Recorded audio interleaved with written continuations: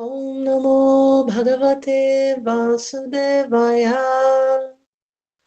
Om Namo Bhagavate Vasudevaya. Om Namo Bhagavate Vasudevaya. Srimad Bhagavatam, Canto 1, Capítulo 4. O aparecimento de Sri Narada. Verso 23. Todos esses estudiosos eruditos, por sua vez, transmitiram os Vedas que lhes foram confiados aos seus muitos discípulos, bem como aos discípulos de segunda e terceira gerações. E assim surgiram os respectivos ramos dos seguidores dos Vedas. Verso 24. Dessa forma, o grande sábio Vyasadeva, que é um muito bondoso para com as massas ignorantes, editou os Vedas para que eles pudessem ser assimilados pelos homens pouco intelectuais. Repetindo, verso 23. Todos esses estudiosos eruditos, por sua vez, transmitiram os Vedas que lhes foram confiados a seus muitos discípulos, bem como aos discípulos de segunda e terceira gerações, e assim surgiram os respectivos ramos dos seguidores dos Vedas. Verso 24. Dessa forma, o grande sábio Vyasadeva, que é muito bondoso para com as massas ignorantes, editou os Vedas para que eles pudessem ser assimilados pelos homens pouco intelectuais. Om Tat Etarishayo Vedam Swam Swam Vyasyan Anekadha Shishya Prashaistachisyar Vedaste Sakino Bhavan Taeva Vedadur Medhair Daryante Purusha Yata Evam Chakara Bhagavan Vyasa Kripanavat Salaha. Om Gyati Mirandasya Vinanjana Sarakaya Chaksurumita Niyatasmai Sri Gurave Namaha Namam Vishnu Padaya Krishna Prestaya Bhutale Srimate Bhakti Vedanta Swami Namine Namaste Sarasvati Devi Gauravani Pracharini Nirvishesha Sunyavadi Paschatya Desatarini Hare Krishna Krishna Krishna Hare Hare Hare Rama, Rama Rama, Hare Hare. Hare Om Shanti Namaste, Om Tat Sat, Hare Krishna. Muito bom dia a todas as pessoas presentes na sala. Gratidão por estar aqui com vocês e poder receber, esse fluxo de Ananda, de felicidade, de prazer de existir, saúde, e, enfim, entusiasmo, utsaha, que significa entusiasmo.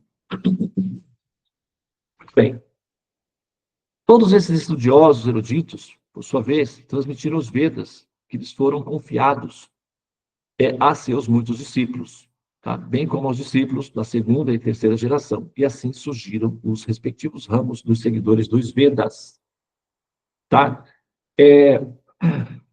Funciona assim.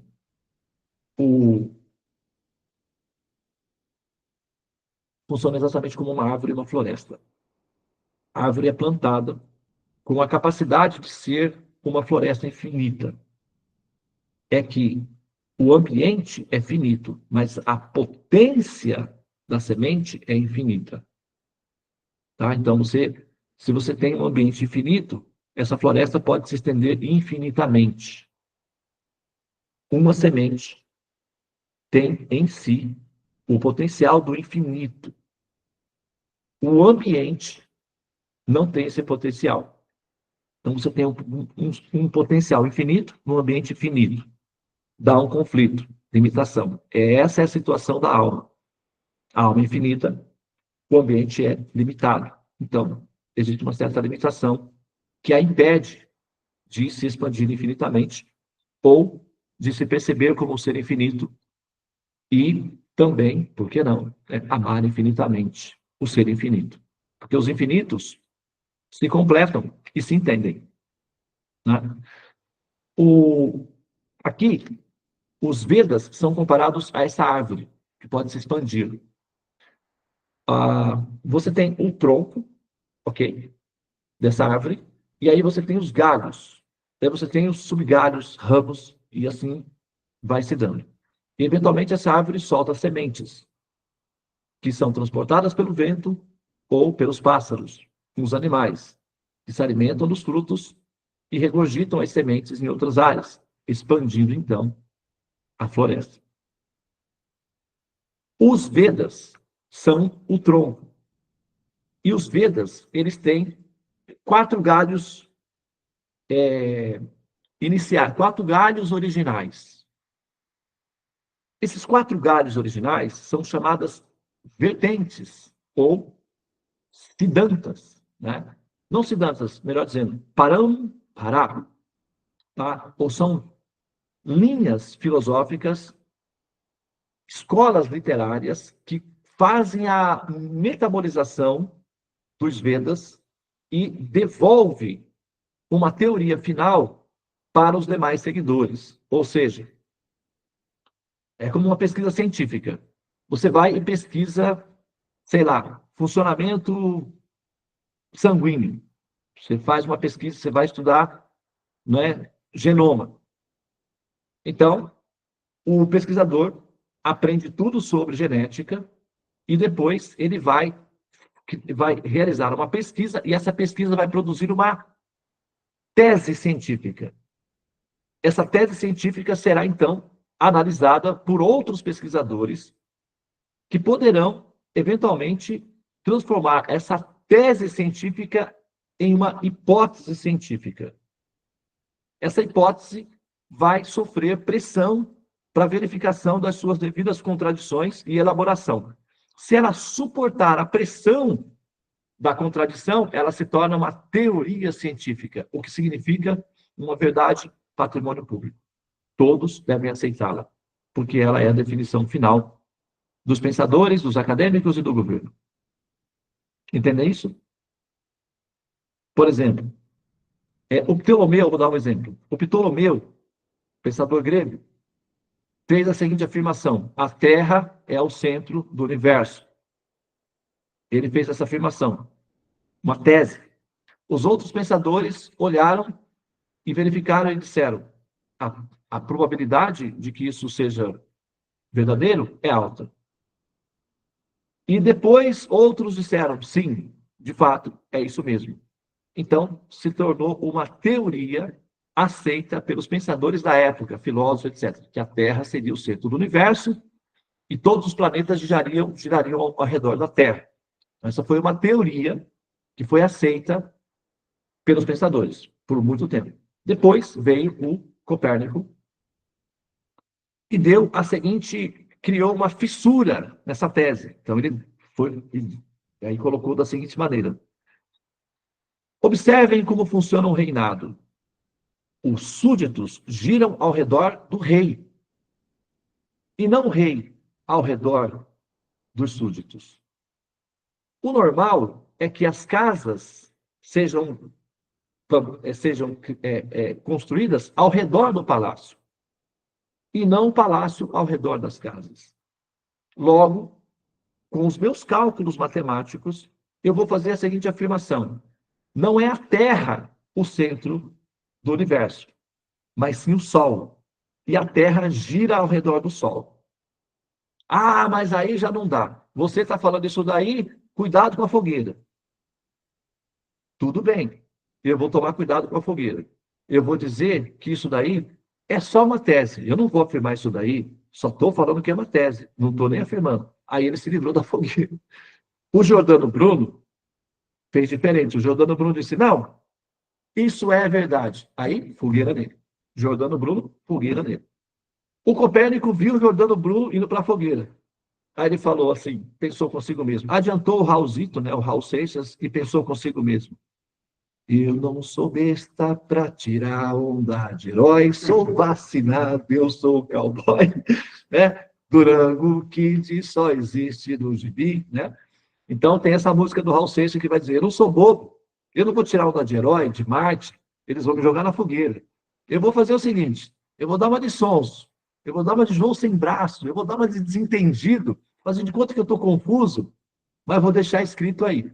Foi a técnica do Copérnico. E o Copérnico não foi para a fogueira, porque ele foi esperto. Ele, ele fingiu que estava um pouco confuso e tal, mas escreveu o livro. Depois, futuramente, com o advento dos telescópios, os pensadores, né, o Galileu Galileu, veio na sequência e disse, olha, o Copérnico parece que tinha razão mesmo, hein? Como o Papa era amigo do Galileu Galilei, na época, o Papa disse para os outros bispos que queriam queimar o Galileu Galilei, disse, olha, a Bíblia diz o que é o céu, não como vai o céu. Então, o Papa fez uma advocacia interessante e liberou o Galileu, mas depois ele também foi falar mal do amigo dele, que era o Papa, aí o pessoal queria queimar ele de novo, e o amigo dele, o Papa, livrou ele de novo e falou, não, deixa ele preso na casa. Então, o Galileu Galilei ficou prisão domiciliar ou fogueira. E o sábio é aquele que, entre dois males, escolhe o menor. O Galileu renunciou às proclamações dele e foi ficar na resíduo familiar, que ficou na casa dele, preso. O Galileu Galilei tinha uma filha freira, se vocês sabiam, uma menina santinha, super linda, cheia de dons espirituais, e era filha dele, era uma freirazinha. Só curiosidade, tá? Bom, então esse processo histórico definiu que, não, a teoria, a tese é de que o Sol é o centro e não a Terra. Então, saiu do geocentrismo para o heliocentrismo. E, atualmente, essa tese foi verificada e elaborada, virou uma hipótese. As chances é de que seja assim. Vamos checar, telescópio e cálculos e tal. Não, é verdade, tem razão. O Sol é o centro do sistema solar e não a Terra. Então, agora é uma teoria que o Sol é o centro do sistema solar e não a Terra. Então, essa teoria é a teoria vigente no momento. Então, é assim que funciona o mecanismo de conhecimento. Tá? Agora, vamos pegar aqui os Vedas. É assim também que funciona. Então, vem o pensador e vai dizer, olha, o centro da criação é uma luz. Então, outros pensadores vão pensar isso e vão dizer, olha, realmente faz sentido, é isso mesmo. É uma luz e tal. E isso forma uma tese, que forma, então, uma hipótese e depois vira uma teoria. Então, atualmente, você tem uma escola, que é um ramo védico chamado Vedanta, que vai partir dessa teoria. Vai afirmar que a teoria final da criação é que tudo vem de uma luz indivisível, amorfa, irreconhecível, inatingível, etc. É uma teoria, mas não é a única. Tá? Existem outras teorias, muito mais bem elaboradas e consistentes do que essa, do ponto de vista da riqueza intelectual, da variação de probabilidades. E o Vaishnavismo, que é a conclusão, e as teorias dentro dos Vedas são chamadas de Siddhanta, ou seja, conclusão. Tá? E o Vaishnavismo é também uma teoria, ou seja, uma conclusão bem fundamentada, defensável publicamente. Então, você tem duas vertentes principais, das quais surge uma terceira vertente, que é o niilismo, ou o nirvana, conhecido também como budismo, onde tanto a luz quanto a variedade são negadas. O que tem como resultado final é o vazio absoluto, o deserto existencial, que é chamado nirvana. Vana significa qualidades, nir significa não. Nirvana significa nada existe no final. É uma teoria, é um siddhanta, é uma conclusão. Nós somos os consumidores desses produtos. E a você, consumidor do produto, cabe decidir qual desses produtos você vai comprar. E, no final das contas, quando você experimentar o produto, é você que saboreia. O produto em si não saboreia. É como colher da sopa. A colher da sopa toca na sopa, mas não experimenta o sabor da sopa. Quem vai experimentar o sabor da sopa é você, o experimentador. Então, a consequência é sua. É você que vai sentir a consequência da sua decisão. Ah, mas Devananda, eu sou assim, eu aceito tudo e todos, eu sou ao Deus dará. Só significa que você não entende o que está fazendo, porque a conta final, quem paga é você. Não é assim. No final, o resultado é seu. Então, dependendo de qual decisão ou de qual compreensão você tem acerca da definição final da criação e da existência desse princípio original, você também tem um destino equivalente. Se a sua decisão é ao Deus dará, é o geralzão, então você vai para o geralzão. Chama-se samskara, o geralzão. O que significa samsara, ou melhor dizendo. Chama-se samsara, o que significa renascimentos e mortes contínuos. Tem um preço. Não é só uma decisão aleatória que você pode tomar de qualquer jeito. Não é assim que funciona, não, tá? A coisa é mais complicada do que meras decisões aleatórias, tá bom? Então, para facilitar a vida das consciências, a existência, a melhoria da qualidade de vida delas, o Senhor Supremo, então, entrega os Vedas e os sábios, que são os receptáculos do conhecimento védico, vão, então, assumir a responsabilidade de fazer a manutenção dos diferentes grupos nas suas diferentes capacidades de coeficientes de compra desse produto. Assim como você tem uma loja que vende carro de luxo, carro para classe média e carro para classe C. Você é uma montadora de automóveis. Você faz carros de luxo, carros médios e carros populares. Os Vedas vão apresentar definição sofisticada para pensadores do futuro, para pensadores médios e para pensadores gerais. Então, aqueles que se definem como pensadores gerais, que aceitam tudo como um, vai para o geral, é classe C. Aqueles que têm coeficiente que pode escolher entre os automóveis, é classe média. E aqueles que podem adquirir um produto de alta sofisticação, é porque têm condições de fazê-lo. E qual é a definição que justifica isso? Conhecimento, interesse por ele. Tá? O interesse pelo conhecimento é que vai te potencializar com coeficiente, com condições de definir que produto final você quer. Se você não investe em conhecimento, o seu saldo é pequeno, classe C. Se você investe mais ou menos, classe B. Se você investe integralmente, classe A. Aí a decisão é sua. Então, nós estamos oferecendo uma possibilidade ou uma oportunidade para que você adquira produto classe A. E para isso nós estamos oferecendo educação, conhecimento. O Srimad Bhagavatam faz parte desse projeto de emancipar a alma até a condição máxima, para que ela possa ter direito de opção e escolha. Essa é a função dos sábios da categoria, que são chamados Uttamas, que são representantes autênticos diretos do governo ou da pessoa Deus. Tá? E esses são chamados os Vaishnavas. Tá bem? Então, aqui está sendo explicado que, dessa forma, o grande sábio, Vyasadeva, que é muito bondoso, e por ser muito bondoso, ele quer o melhor, uma pessoa má não vai se interessar por você, não tem empatia. Uma pessoa boa vai se interessar por você, mas não vai se comprometer. Ela deseja para você fighting, toda a força, vai com fé. E eu fico aqui e você vai com fé. É uma pessoa que deseja o bem para você, mas não se compromete. É uma pessoa boa. Ela não deseja o mal para você, né? Ela deseja o bem, mas ela também não vai se movimentar.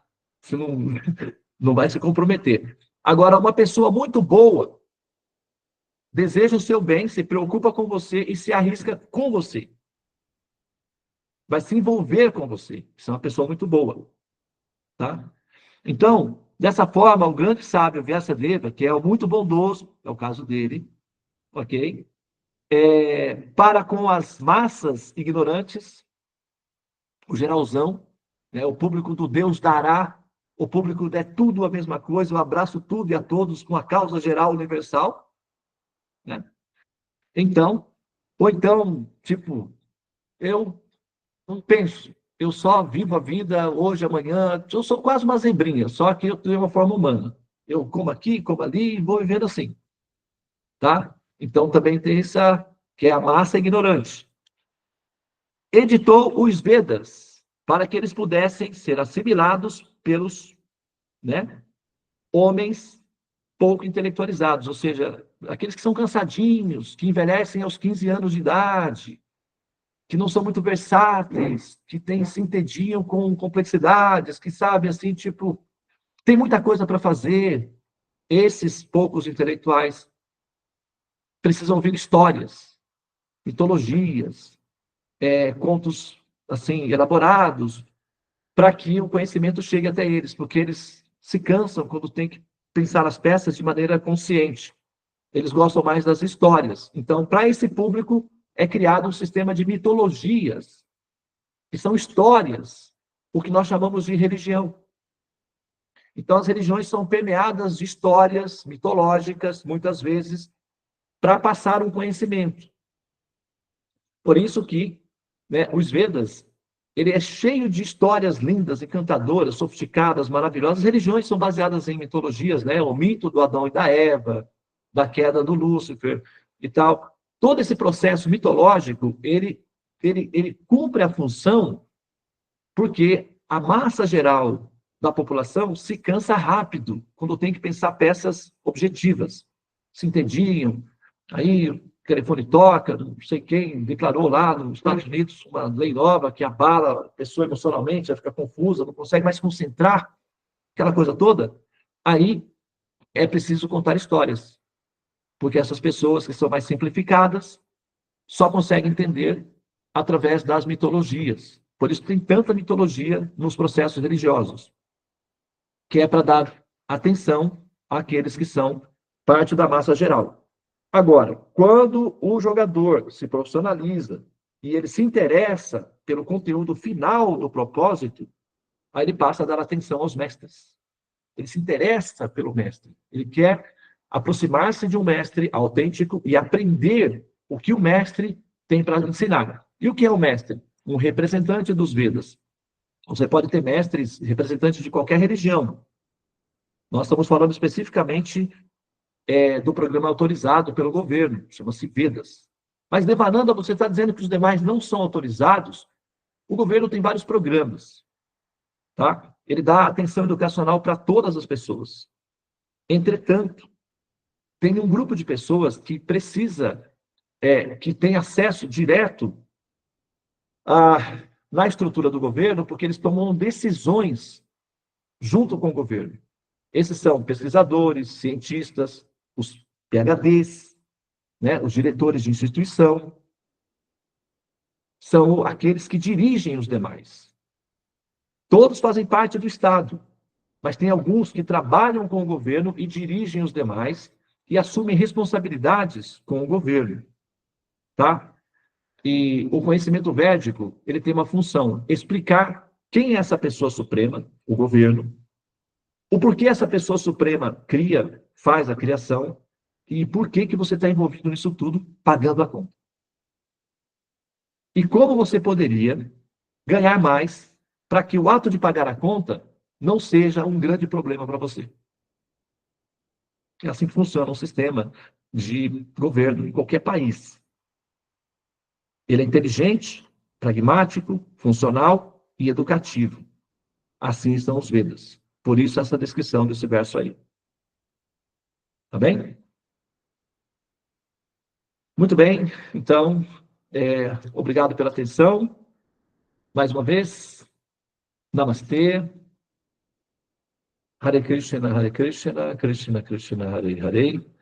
Hare Rama, Rama Rama, Hare Hare.